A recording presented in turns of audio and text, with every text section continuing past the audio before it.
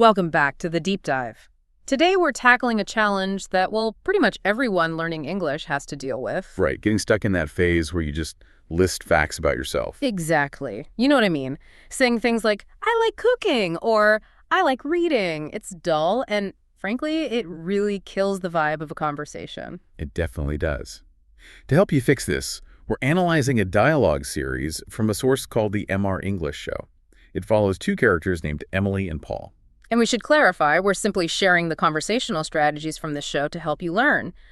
But what is brilliant about their approach is that they don't just list their hobbies, they actually use their failures. That is the whole mission of our deep dive today. Hobbies are the perfect icebreaker for you as a language learner. But usually, people think they need to impress someone when speaking a new language. Yeah, but looking at Paul's cooking hobby, he does the exact opposite. He doesn't tell us about cooking a perfect fancy meal. No, he tells us about a complete disaster. It's the famous salty cake incident.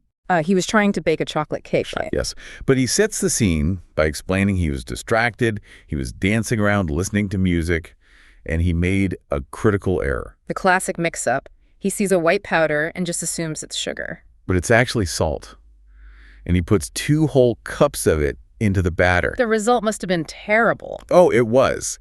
He describes taking a bite and his face going like this, referencing that universal, disgusted, sour expression we all make. It creates such a vivid picture. And the source includes a great vocabulary tip from this moment: always taste the powder first. That's what makes the vocabulary stick in your mind. The humor comes from the failure, and it creates an emotional anchor for the words. Now, the other character, Emily, has a similar approach with her photography. But her story focuses more on frustration than comedy. Right. She talks about the perfect photo that got away. She just uses her phone to take pictures of nature. And she spots a beautiful red bird in the park.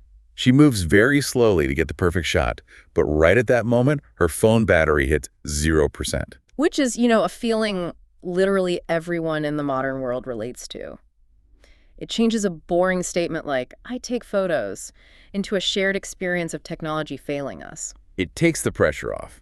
If you admit your phone died, the other person feels more comfortable. Paul does the same thing with his music. He plays the guitar to relax. But he openly admits he isn't very good yet. I loved his description of it. He says he sounds like a crying cat. A crying cat. It's such a great phrase for beginners to use.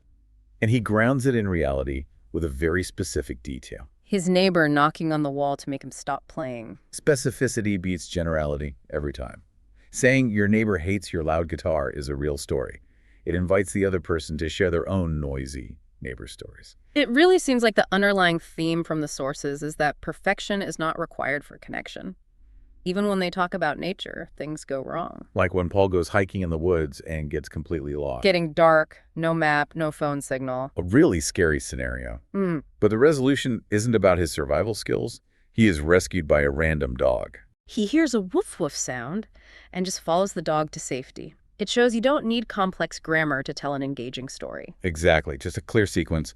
I got lost, I heard a dog, I was saved. Now, Emily also has a nature hobby, but with very low stakes. She grows basil, mint, and a small cactus on her balcony. But the quirky detail is that she talks to her basil plant every morning. It tells you so much more about her personality.